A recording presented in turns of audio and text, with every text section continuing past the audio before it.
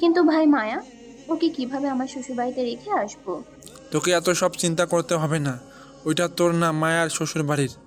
মায়াকে প্রোটেক্ট করার জন্য ওর হাজবেন্ড আছে, বরং তোর জায়গাটা ওই বাড়িতে শূন্য। তোর দিকে ওই বাড়ির সবাই সহজে আঙ্গুল তুলতে পারবে, কিন্তু রিদ খানের বউকে কিছু বলার সাহস কেউ করতে পারবে না। সেজন্য বলছি, এই পরিস্থিতিতে তুই ফেঁসে যাবি যদি এরপরও খান বাড়িতে থাকিস। তুই আমার কাছে চলে আয়, দেখবি সব কিছু ঠিক হয়ে যাবে। রিদ খান নিজের বউয়ের হেফাজত করতে জানে। আরিফের কথায় মুক্তা কান্নায় থেমে গেল। থ মেরে বসে রইল হতবাক হয়ে। ভেবে দেখলো আরিফের কথাগুলো আসলেই সত্য। এই উত্তাপ পরিস্থিতিতেও কেউ মায়াকে কিছু বলতে যাচ্ছে না, আর না কেউ মায়াকে দোষী করছে। সবাই মুক্তাকেই দোষী করছে সবকিছুর জন্য। মায়ার হয়ে মুক্তাকেই অপমান করছে বারবার। হয়তো হৃদের ভয়ে মায়াকে কেউ কিছু বলতে যাচ্ছে না। তাছাড়া মায়ার পক্ষে তো স্বয়ং নিহাল খানও দাঁড়িয়ে। মায়াকে খান বাড়ির ইজ্জত বলেও দাবি করেছেন তিনি। এত কিছুর পর অবশ্যই কারো সাহস হবে না এই মুহূর্তে মায়াকে কিছু বলতে যাবার। কিন্তু মুক্তার পিছনে কে আছে? ওর শ্বশুর শাশুড়ি, আর না ওর স্বামী। ফাহাদ তো ভদ্র ছেলের খেতাব নিয়ে বসে অবশ্যই বউয়ের জন্য কথা বলার সাহস তার হবে না। সকল ঝড়ঝাপটা তো এখন মুক্তার উপর দিয়েই যাবে। কিন্তু তাই বলে মুক্তা নিজের বোনকে এভাবে সকলের মাঝে একা ছেড়ে দিতে পারে না অন্যের ভরসায়। সবার সামনে সাহস না থাকলে যে সবার অগোচরে মায়ার ক্ষতি করতে চাইবে না, এটাও বা কি গ্যারান্টি আছে? শশীর মাঝে পরিমাণ মায়ার উপর রেগে আছেন, শশীকে হৃদের থাপ্পড় মারা নিয়ে এর শোধ অবশ্যই তিনি মায়ার উপর তুলবেন। মায়ার উপর রাগ আছে সেটা ভিন্ন কথা, কিন্তু তাই বলে মায়াকে বিপদের মুখে ফেলে একা চলে যাওয়ার কোনো বড় বোনের কাজ নয়। মুক্তা যাবে না মায়াকে একা ফেলে। যত যা কিছুই হবার হোক, তারপরও মুক্তা মায়াকে ফেলে যাবে না বলে মনস্থির করলো। আর এতে করে মুক্তা নিজেকে বিপদের মুখে ফেললো। মূলত মুক্তা আরিফের কথার যথাযথ অর্থই বোঝেনি। মায়া যে একা সকলের মাঝে রয়েছে, সেই চিন্তা রিদ খানের মাথায়ও আছে। সে নিশ্চয়ই নিজের বইয়ের হেফাজত করবে যে কোনো মূল্যে। অথচ মুক্তা আরিফের কথাটা বুঝলো উল্টো। মায়ার টেনশনে সেও খানবাড়িতে থেকে গেল, বরং আরিফের সঙ্গে রাগারাগি করে বসলো সন্দিহা পোষণ করে। আরিফকে শক্ত গলায় প্রশ্ন করে বলল, তুমি কি মায়ার বিয়েটা আগে থেকে জানতে ভাই? মুক্তার কথায় আরিফ কিছুটা সময় নিশ্চুপ থেকে উত্তর দিল। জানতাম। বসা থেকে চেঁচালো মুক্তা। কি? তুমি এত বড় একটা কথা জানার পরও আমাদের কাউকে জানাওনি ভাই? এই জন্য মায়ার সাথে নাহিদের বিয়েটা তুমি ভেঙে দিতে চাইছিলে? হুম। কবে থেকে জানো তুমি এসব? 3 মাস হবে। এর মানে তুমি মায়াকে সাহায্য করেছো আমার ভাসুরের সাথে মুক্তার কথা শেষ করার আগেই আরিফ ধমকে উঠে বলল, বাজে কথা বলবি না মুক্তা। আমি এসবের কিছুই জানতাম না। বিয়ের ব্যাপারটা শুনেছি, সেটার 3 মাস হয়েছে। আমি কাউকেই সাহস করিনি। মুক্তা নিজের রাগ প্রকাশ করে বলল, সাহায্য না করলে তুমি 3 মাস ধরে এত বড় একটা কথা আমাদের থেকে লুকিয়ে রেখেছো কেন? অন্তত আমাদের ঘরে জানাতে পারতে এই বিষয়টা। তাহলে আব্বা চাচা তারা হয়তো চেয়ারম্যান পরিবারের কথা দিয়ে রাখতো না। তুমি জানো আব্বা কতটা ওয়াদাদার মানুষ। কথা খেলাফ তিনি পছন্দ করেন না। আমি এক্ষুনি ফোন করে সবাইকে বলে দিব সবটা। আমি মায়ার এই বিয়ে মানি না। মুক্তার কথায় অস্থির উত্তেজনা দেখালো আরিফের মাঝে। আরিফ অধৈর্যের ন্যায় মুক্তাকে বলল, খবরদার মুক্তা, কাউকে কিছু এখন বলতে যাবি না তুই। আপাতত তোর শ্বশুর বাড়ির পরিস্থিতি ঠান্ডা হোক, তারপর বাড়িতে কথা বলবো। 2 দিন পর আমি বাড়িতে যাব, তখন আব্বা আর চাচার সাথে এই নিয়ে কথা বলবো। নিহাল আঙ্কেলের কল এসেছিল আমার কাছে একটু আগে। তিনি আমাদের বাড়িতে যেতে চাচ্ছেন আব্বার সাথে কথা বলতে। আমি ওনার কাছে 1 সপ্তাহ সময় চেয়েছি বাড়িতে সবাইকে বোঝানোর জন্য। তাই আমার বাড়িতে যাওয়ার আগে তুই কাউকে ফোন দিয়ে কিছু বলিস না প্লিজ। আব্বা হার্টের রোগী, কাঁচা মাথা গরম মানুষ। দেখা যাবে বাড়িতে তাণ্ডব বয়ে গেছে। তুই আমার কথাটা রাখ মুক্তা। আপাতত কাউকে ফোন দিস না। আমাকে 2টা দিন সময় দে, আমি ঠান্ডা মাথায় সবাইকে বোঝানোর চেষ্টা করব। ভরসা রাখ। আরিফের কথায় মুক্তা রেগে মেগে কল কাটতে কাটতে বলল, আমি পারবো না। আমি এক্ষুনি ফোন করে সবাইকে বলে দিব। কথাটা বলেই মুক্তা কল কেটে দিয়ে হাতের ফোনটা ছুঁড়ে মারলো দূরে। রাগে জেদে দুহাতে মুখ ঢেকে আবারও কাঁদতে বসলো। তখন রাগে আরিফকে হুমকি দিয়ে বললেও মুক্তা বাড়িতে কল দিল না, কারণ সে জানে এই মুহূর্তে কল দিলে হিতে বিপরীতে চলে যাবে পরিস্থিতি। মুক্তা যেমন মায়ার এই বিয়ে মানে না, তেমনি ওদের পরিবারের কেউও মানবে না। এই সম্পূর্ণ সময়টাতে ফাহাদ ছিল নীরব দর্শক। একদিকে বউ ও তার শ্বশুরবাড়ির মানুষ, অন্যদিকে নিজের পরিবার। ফাহাদ গুড বয় হওয়াতে হৃদের মতন নিজের বউয়ের পক্ষ টেনে কথা বলতে পারছে না, আর না অন্যায়কে অন্যায় বলতে পারছে, শুধু চুপচাপ দেখা ছাড়া। সেই জন্য হয়তো আরিফ বারবার মুক্তাকে বোঝাতে চাইছিল ফাহাদ হৃদ খান নয় যে পরিবারের বিরুদ্ধে গিয়ে নিজের বউয়ের সম্মান বাঁচাবে। অন্যায় না থাকা সত্ত্বেও সবাই খুব সহজে ফাহাদের বউয়ের দিকে আঙ্গুল তুলতে পারবে, কিন্তু অপরাধী হয়েও কেউ হৃদ খানের বউয়ের দিকে আঙ্গুল তুলতে পারবে না। সেই জন্য হৃদ খানের বউ হৃদের কাছেই হেফাজত, আর ফাহাদ বউ চলে যাক তাই ভাবছে। অতি সূক্ষ্মভাবে বিষয়টা ভেবে ফাহাদ মত্ত হয়ে বসে রইল মুক্তার পাশে। আসলেই ফাহাদ ছোট থেকে ভদ্র, বাবা মার ন্যাওটা আর ভালো ছেলে। সেই জন্য কখনো ন্যায় থাকার পরও বউয়ের পক্ষ নিয়ে কথা বলতে পারে না, যেমন আজও পারেনি। আসলে মানুষ ঠিক বলে, পরিবারের বেয়াদব অভদ্র ছেলেদের বউরা সবসময় সম্মানে থাকে, ভালো থাকে, তাদের দিকে কেউ সহজে আঙ্গুল তুলতে পারে স্বামীর ভয়ে। কিন্তু দিন শেষে অশিক্ষিত ভদ্র ভালো খেতাব পাওয়া পুরুষদের বউরাই থাকে। সকাল গড়িয়ে দুপুর হলো, মায়াকে নিয়ে ঘরবন্দি হয়ে বসে জুই। অতিরিক্ত কান্নার ফলে দুচোখ মুখ ফুলে একাকার। জুই মায়ার পাশে অপরাধীর ন্যায় সান্ত্বনা দেওয়ার মতন ভাষা এই মুহূর্তে জুইয়ের কাছে নেই। এমন পরিস্থিতিতে পড়বে সেটা আগে থেকেই জানতো, কিন্তু তারপরও ভয়ে আছে জুই। সকালের ঘটনার পর মুক্তাকে কোথাও দেখা যায়নি, এমনকি খানবাড়ির কাউকে দেখা যায়নি ওদের কক্ষে আশেপাশে। তবে জুইয়ের হাতের ফোনটায় কিছুক্ষণ পর পর রাদীপ আসিফের কল আসছে বারবার, মায়ার খোঁজ নিচ্ছে তারা। এর মাঝে দুবার আয়নেরও কল এসেছে জুইয়ের ফোনে, মায়ার পাশাপাশি জুইয়ের খবরও নিচ্ছে সে। এতে জুই ভীষণ খুশি, যাক অবশেষে আয়নের সঙ্গে অল্প ফোনালাপ হয়েছে, এটাই অনেক। জুই আয়নের বিষয়ে ভীষণ অনুতপ্ত, অন্তত আয়ন যদি এবার জুইকে ক্ষমা করে এতেই অনেক। মায়া কান্না করতে করতে একটা সময় জুইয়ের মাথা এলিয়ে ঘুমিয়ে। জুই তখন হাতের ফোনটা পাশে রেখে অনেকটা সময় নিয়ে মায়ার মাথায় হাত বোলাচ্ছিল। হঠাৎ ফোনের ভাইব্রেট শব্দে পাশে তাকাতেই দেখলো ফোনের স্ক্রিনে আয়নের নামটা ভাসছে। আনন্দিত মনে তাড়াহুড়োই আয়নের কলটি রিসিভ করে কানে দিতেই সালাম দিল জুই। আসসালামু আলাইকুম। আয়ান রয়ে শয়ে সালামের উত্তর দিয়ে সরাসরি মায়ার কথা জানতে চেয়ে বলল। মায়া কই? জুই উত্তর দিয়ে বলল। পাশেই কাঁদতে কাঁদতে মাত্র ঘুমাচ্ছে। আয়ন স্বাভাবিকের ন্যায় পুনরায় জানতে চাইল। আপনাদের কেউ কিছু বলেছে জুই? না। মায়া খেয়েছে কিছু? না। আপনি? না। কেউ খাবার দিয়ে যায়নি আপনাদের? না। আয়ন চুপ করে গেল ইতস্ততায়। কেউ যে ওদের দুপুরের খাবার দিয়ে যাবে এমনটা ভাবেনি আয়ন। সবাই না হোক, অন্তত হিনা খান এমন নয় যে বাড়ির অতিথিদের না খাইয়ে রাখবে। অথচ আয়নের ধারণাতেই ছিল না খান বাড়িতে রান্নাই হয়নি তখনও, আর না কেউ খেয়েছে। সবাই শশীকে নিয়েই ব্যস্ত। অস্থির উত্তেজনায় দুর্বল মানসিকতার জন্য জ্ঞান হারিয়ে বেডে শুয়ে শশী, যার জন্য হিনা খান কক্ষ হতে বের হয়ে মায়াদের খোঁজ নিতে পারেননি তিনি। এর মাঝে খানবাড়ির পারিবারিক ডক্টর এসে শশীর চেক আপও করে গেছেন বারবার। শশীকে রেস্ট নিতে বলে তিনিও বেরিয়ে গেছেন, এই বলে যেন শশীকে মানসিক চাপ থেকে দূরে রাখেন সবাই। শশীকে ঘুমিয়ে দেখে অস্বস্ত হয়ে সবাই এসে বসলো বাড়ির ড্রয়িং রুমে। তোড়জোড় চালিয়ে হেনা খান ছুটল বাড়ির সদস্যের জন্য দুপুরের খাবারের আয়োজন করতে। সময় তখন 12টা পার হয়ে 1টার ঘরে। অসময়ে ফোন আসলো আয়নের জুইয়ের ফোনে। আয়ন জুই দুজনেই জানে না নিচে কি হচ্ছে। আয়ন খানিকটা সময় চুপ থেকে জুইকে ডাকলো ঠান্ডা স্বরে। জুই? আয়নের শান্ত কণ্ঠ জুইকে অশান্ত করলো। বুকের ভেতর এক মুহূর্তের জন্য তোলপাড় হলো আয়নের ভেজা লহমায় স্বর। জুই টিপ টিপ বুকে ছোট করে উত্তর দিল মিহি স্বরে। আমি কিছু চাইলে আপনি সেটা আমাকে দেবেন? আয়ন কিছু চাইবে আর জুই তা দিবে না, সেটা কখনো হবার নয়। জুইয়ের সাধ্যের ভিতর থাকলে অবশ্যই দিতে হবে। আয়নের কথার যথাযথ অর্থ না বুঝেই জুই তৎক্ষণাৎ সম্মতি দিয়ে বসলো। অবশ্যই দেব। কি চাই আপনার বলুন। জুইয়ের তাড়াহুড়ো বাচ্চামিতে আয়ন স্নিগ্ধতাই হাসলো। আয়নের চাইতে দেরি, অথচ জুইয়ের রাজি হতে দেরি হলো না। কিন্তু আয়ন জানে যখন আয়ন সত্যি সত্যি জুইয়ের থেকে কিছু চাইবে তখন এই জুই সবার আগে আয়নকে ফিরিয়ে দেবে।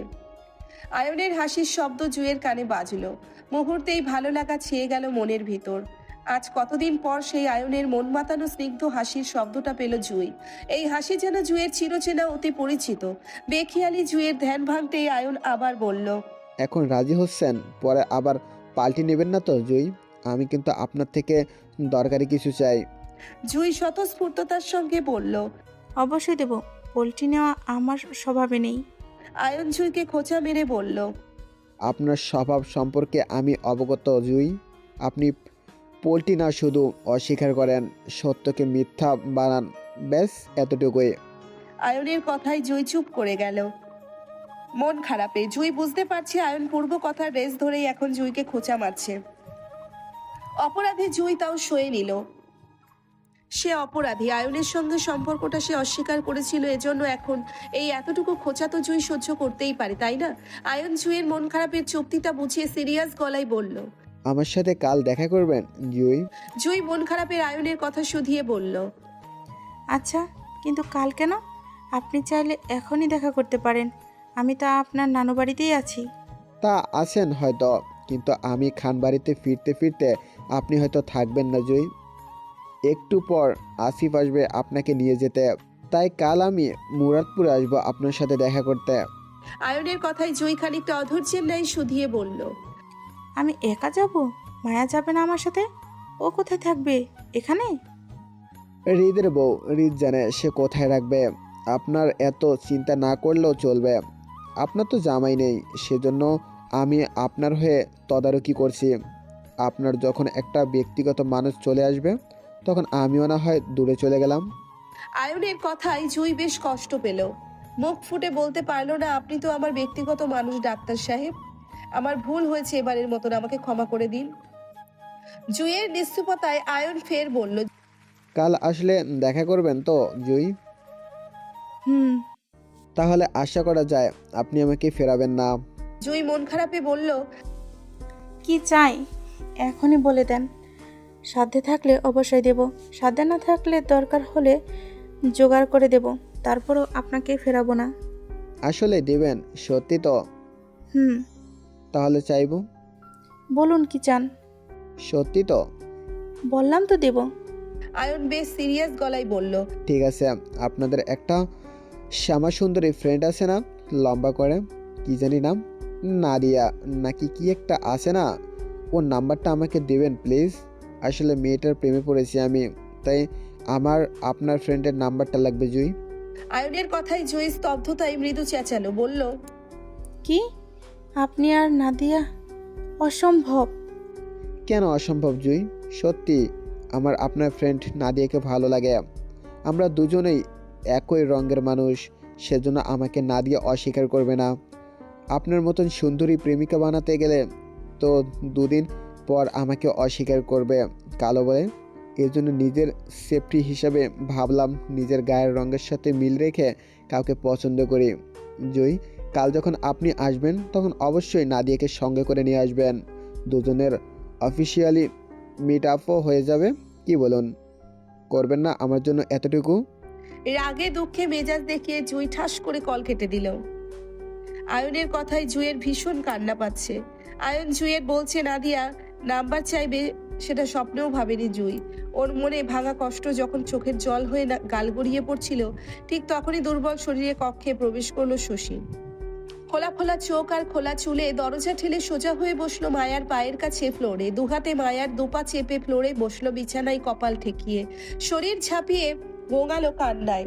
মায়া যখন জুইয়ের কোলে মাথা রেখে ঘুমিয়ে, শশীর হঠাৎ আগমনে জুই নিজের কষ্ট ভুলে ভয়ে আতঙ্কে উঠল।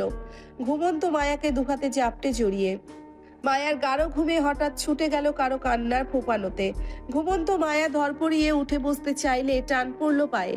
আতঙ্কিত ভঙ্গিতে পায়ের কাছটাই তাকাতে দেখলো শশী দুহাতে মায়ার দুপা চেপে বিছানা কাপাল ঠেকিয়ে ফোঁপাচ্ছে কান্নায়। তাড়াহুড়োই মায়া শশীর হাত ধরে নিজের পা ছাড়াতে চেয়ে বলল। আপু কি করছেন? উঠে বসুন আমার পায়ে। শশী সেইভাবে মায়ার পায়ে হাত দিয়ে বসে। দুর্বল শরীরে কান্নার শব্দও নিশ্চুপ। মানুষের জীবনে অনাকাঙ্ক্ষিত অপ্রত্যাশিত কিছু ধাক্কা যেমন ভেতর থেকে ভেঙে চুরে গলিয়ে দেয় মানুষকে, ঠিক তেমনি শশীর মন মস্তিষ্ক দুটোই এই মুহূর্তে ভেঙে চুরে ঘায়েল হয়ে আছে। কাঁচের টুকরোর ন্যায় খণ্ডিত হয়ে আছে শশীর সাজানো গোছানো স্বপ্নগুলো। বুক ফাটা আর্তনাদে সেইভাবে লুটিয়ে পড়ে শশী বলতে লাগলো। সবই তো আমার ছিল, মায়া তাহলে আমার জায়গায়, তুমি কিভাবে এসে গেলে? আমার মানুষটা তোমার কিভাবে হয়ে গেল? এইসব তো আমার পাওয়ার কথা ছিল, তাই না? তাহলে আমি ভুল করলাম কোথায়? এই বাড়ি, এই ঘর, এই মানুষগুলো সবই তো আমার আপনজন। তাহলে তোমার কিভাবে হলো? জন্ম থেকে বড় হলাম এই বাড়িতে, ভালোবাসলাম এই বাড়ির ছেলেকে। আমাকে আঙ্গুল দিয়ে দেখানো হয়েছে এটা আমার শ্বশুর বাড়ি। হৃদ খান আমার ভবিষ্যৎ স্বামী। হৃদের জন্য কখনো কোনো খারাপ রিলেশনে জড়াইনি। কলেজ লাইফে আমার একটা ক্লাসমেট আমার ভালো লাগতো।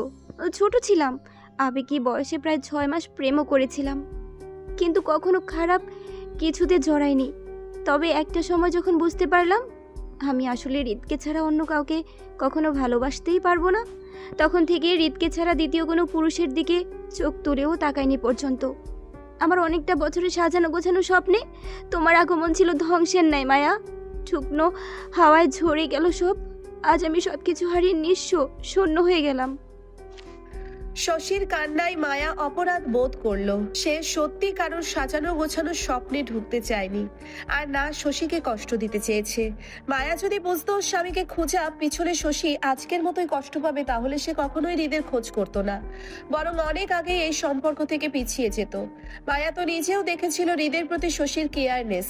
কত লেবু পানি খাওয়াতো রোজ। তখন তো মায়া হৃদকে চিনত না স্বামীর স্বরূপ। মায়ার ভীষণ মায়া হলো শশীর জন্য, কান্নাও পেল তীব্র অপরাধ বোধে। মায়া দুহাতের মুঠোয় শশীর হাত নিজের পা থেকে সরাতে চেয়ে বলতে লাগলো, আপু প্লিজ এমন বলছেন কেন? আমি সত্যি আপনার কষ্টের কারণ হতে চাইনি। আমাকে মাফ করবেন সব কিছুর জন্য। আপনি প্লিজ উঠে বসুন। মায়ার কথায় শশীর মাথা তুলে তাকালো। অনেক সময় নিয়ে কান্নার দরুন মায়ারও চোখ মুখ ফুলে আছে। শশী মায়ার চোখের দিকে তাকাতেই গাল ছুঁয়ে টুপ করে অশ্রু ঝরালো নিচে। কষ্টেই তো ভেজা গলায় শশী ফের বলল, আমার স্বপ্ন ভাঙা কষ্টে বুকটা হাহাকার করছে মায়া। মনে হচ্ছে আমি ধ্বংস হয়ে গেছি, সর্বত্র হারিয়ে নিঃস্ব হয়ে গেছি। প্লিজ মায়া, আমার সব কিছু আমাকে ফিরিয়ে দাও না। আমি আমার সব কিছুর জন্য তোমার কাছে ভিক্ষা চাইছি। আমার স্বপ্ন, আমার ভালোবাসা, আমার হৃদ আমাকে ফিরিয়ে দাও। আমি বাঁচতে পারবো না হৃদকে ছাড়া। প্লিজ দয়া করো আমার উপর। আমার আর হৃদের মাঝে তুমি এসো না, আমাদের জীবন থেকে চলে যাও প্লিজ। আমি তোমার পায়ে পড়ছি, প্লিজ দয়া করো। শশীর হাহাকারের কান্নায় মায়া কেঁদে উঠল। ও কিভাবে ওর স্বামীকে ছাড়া থাকবে? মায়া তো স্বামীর চেহারা না দেখেই ভালোবেসেছিল, তাহলে আজ কিভাবে অন্য কারোর জন্য সেই স্বামীকে ছেড়ে দিবে?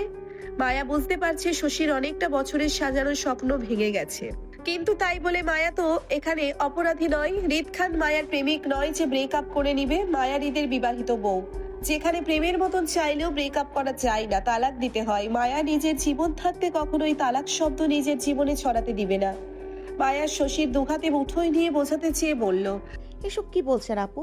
আমি বিবাহিত, আমার ওনার সাথে বিয়ে হয়েছে। আপনি আমার কাছে আমার স্বামীকে ভিক্ষা চাইছেন, যেটা আমি দিতে অক্ষম।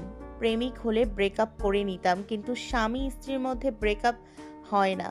আমি পারবো না আপনার কথা রাখতে। মায়ার কথায় শশী দু চোখের পানি ছেড়ে দিয়ে আকুতির স্বরে বলল, তোমার সামান্য 2 দিনের পরিচয় বিয়ের জন্য হৃদকে ছাড়তে পারবে না?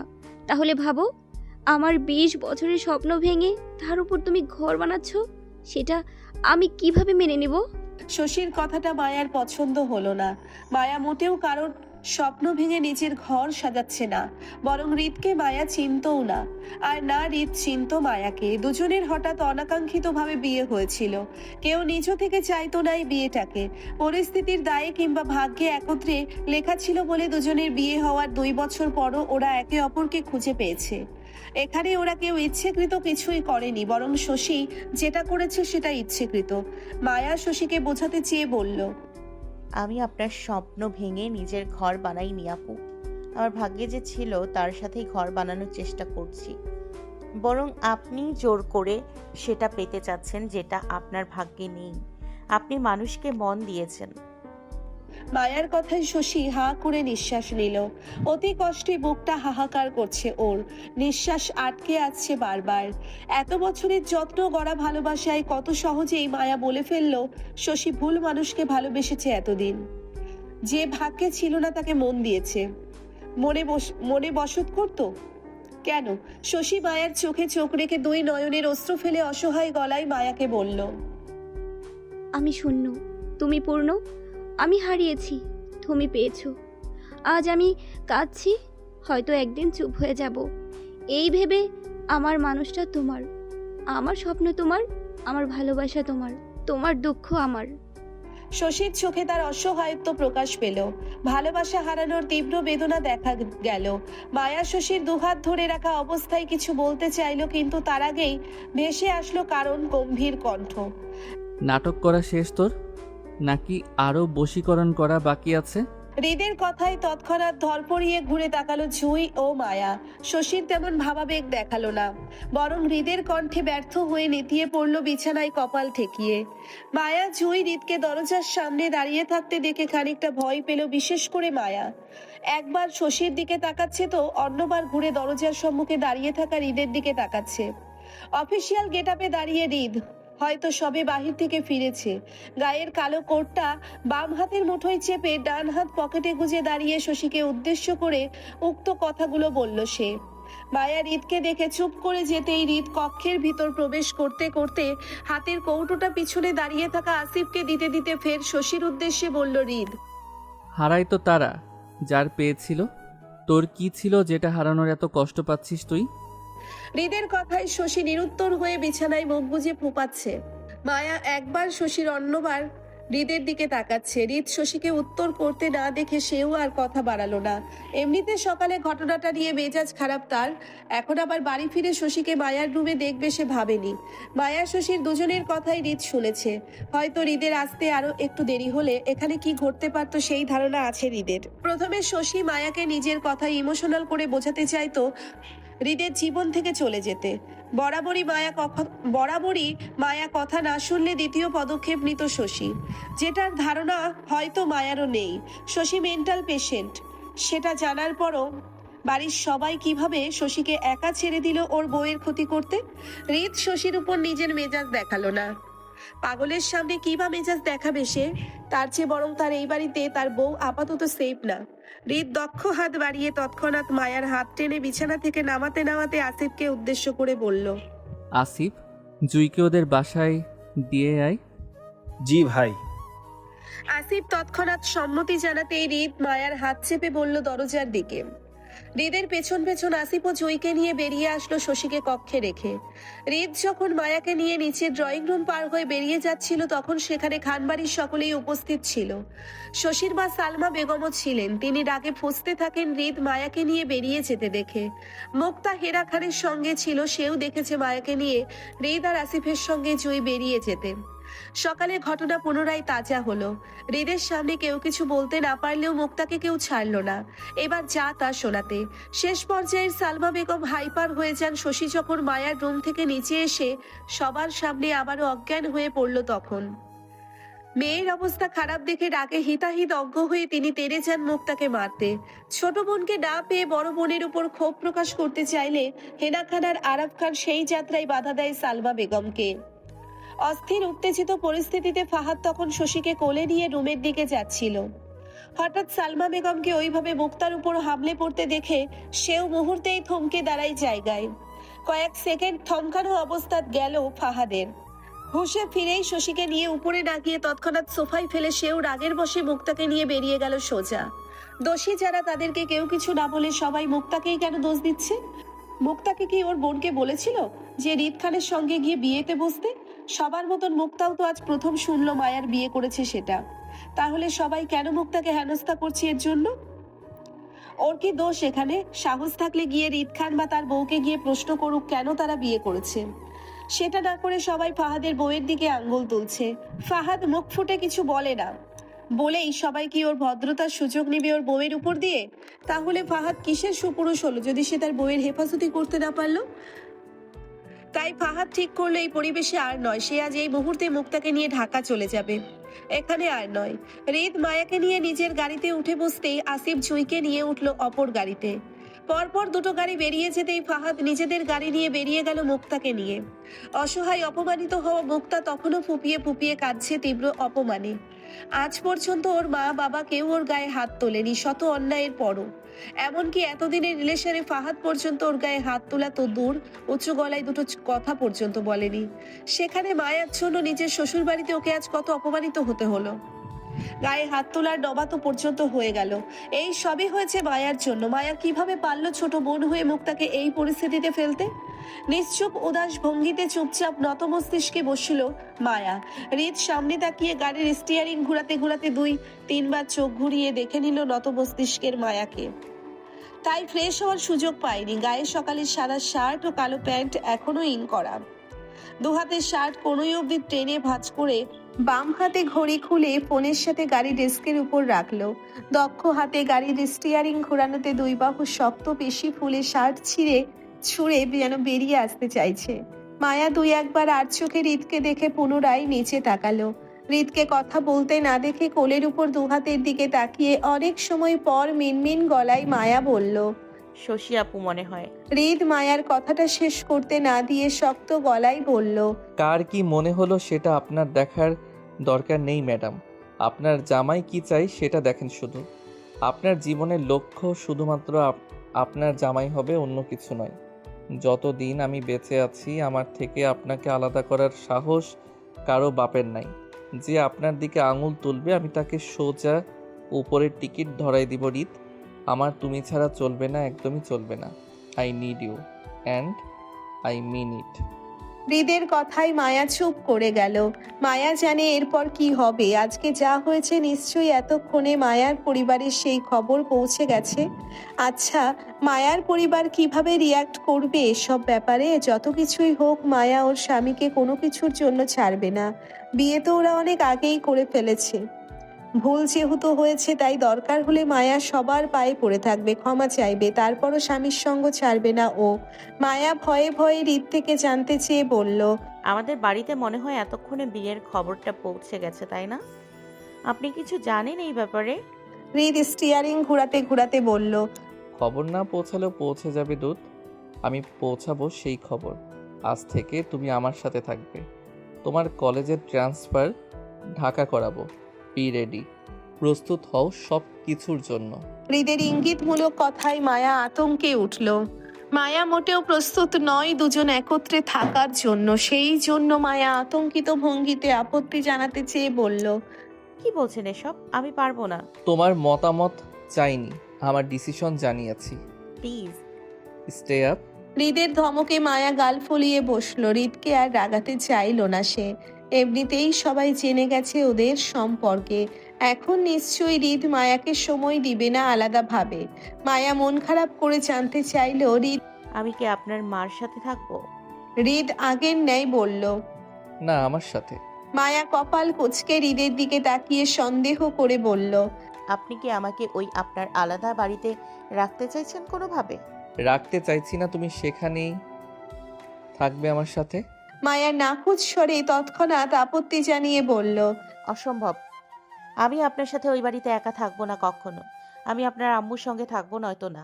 হৃদ গাড়ির স্টিয়ারিং ঘুরাতে ঘুরাতে মায়ার দিকে তাকালো কপাল কুঁচকে, একটা ভ্রু উঁচিয়ে বলল, বিয়ে করেছি আমি বউকে মার সাথে রাখার জন্য। আমার বউ আমার সাথে থাকবে। মায়া জেদ করে বলল, আমি এত কিছু জানি না। আমি আন্টির সঙ্গেই থাকবো, নয়তো না। হৃদ মায়ার কথায় সামনের দিকে ঘুরে গেল। ড্রাইভিংয়ে মনোযোগ দিতে দিতে বলল, কথা কিছু বুঝে শুনে বইলেন ম্যাডাম। আমার মধ্যে কিন্তু লজ্জার সিস্টেমটাই ডাউনলোড নেই। চাইলে চেক করতে পারেন। আপনি যার সাথেই ঘুমান তার ঘর থেকে ধরে আনবো আমি। সেটা নিশ্চয়ই আপনার জন্য ভালো হবে না, রাইট? হৃদের কথায় মায়া নাকমুখ সিটকে বলল, আপনি এত নির্লজ্জ? ছি। সমাজে আমি এমনি বদনাম, বউয়ের জন্য না হয় আরও একটু বদনাম হলাম, সমস্যা কই? মায়া বুঝতে পারছে হৃদের সঙ্গে তর্কে সে পারবে না, তাই সে আপোষেই হার মেনে নিয়ে বলল, আমরা এখন কই যাব? আমার ফ্ল্যাটে। মুরাদপুরে? হুম। কতদিন থাকবো? 2 দিন। কেন? কাজ আছে। কি কাজ? হৃদ মায়ার কথার উত্তর না দিয়ে গাড়ির স্টিয়ারিং ঘোরাতে লাগলো। হৃদকে উত্তর দিতে না দেখে মায়া বুঝতে পারলো মায়ার কথার উত্তর হৃদ দিবে না। মায়া চুপচাপ বসে থাকতে না পেরে হৃদের ফোন চাইতেই হৃদ হাত বাড়িয়ে ডেস্কের উপর থেকে নিজের ফোনটা মায়াকে দিয়ে লক খোলে। মায়া হৃদের ফোন হাতে নিতেই প্রথমে গ্যালারিতে ঢুকলো কি আছে তা দেখতে। সচরাচর হৃদের ফোনে তেমন কিছুই থাকে না, তাই মায়াও তেমন কিছুই পেল না। শুধু হোয়াটসঅ্যাপে ফোল্ডারে মায়ার বেশ কিছু ছবি দেখলো, যেগুলো মায়া নিজেই সময়ে সময়ে হৃদকে পাঠিয়েছিল। সেগুলো হৃদের নিজের ছবিও নেই ফোনে। সচরাচর সে কখনো ছবি টবি তোলে না, যার জন্যে ফোনে তেমন ছবিও দেখা যায় না। তবে মায়া ভাবি আশ্চর্য হলো কিছু একটা দেখে। হৃদের ফোনের ক্যামেরা ফোল্ডারে মায়ার বেশ কিছু নতুন ছবি দেখলো, যেগুলো মায়া কখনোই পাঠায়নি হৃদকে। এমনকি মায়া জানেও না মায়া এসব ছবি হৃদের ফোনে আছে সেটা। ছবিগুলো দেখেই বোঝা যাচ্ছে এইগুলো মায়ার অজান্তে তুলে হয়েছে বিভিন্ন সময়ে। মায়া গুনে গুনে 9টা ছবি পেল ওর নতুন, তার মধ্যে প্রায় সবগুলো ছবি কলেজ ড্রেস পরা। একটা ছবি মায়াকে ভীষণভাবে চমকিত করলো। সেই সঙ্গে ছবিটা দেখে মনে পড়ে গেল মায়ার সেই প্রথম দিনের দেখা পাঞ্জাবিওয়ালা হৃদ খানকে। নীল শাড়িতে মায়া কলেজের করিডোরে দাঁড়িয়ে হাতের চুড়িগুলোর দিকে তাকিয়ে আছে। দেখে মনে হচ্ছে মায়া ছবি তোলার জন্য এমনভাবে দাঁড়িয়েছে। দেখতে অসম্ভব সুন্দর হয়েছে ছবিটা। মায়া নিজেকে এই ছবিতে ভীষণ সুন্দর লাগছে, কিন্তু এই ছবিটা তুললো কখন? মায়ার হৃদের সাথে প্রথম দিনের সাক্ষাৎকার ছিল কলেজের সেই নবীন বরণ অনুষ্ঠানে। তখন তো কেউ কাউকে চিনতো না। তাহলে হৃদের ফোনে মায়ার তখনকার ছবি আসলো কোথা থেকে? এই ছবিটা তো মায়ার কাছেও নেই। তাহলে মায়া হৃদের দিকে ফোনটা দেখাতে দেখাতে ভারী আশ্চর্যের ন্যায় বলল,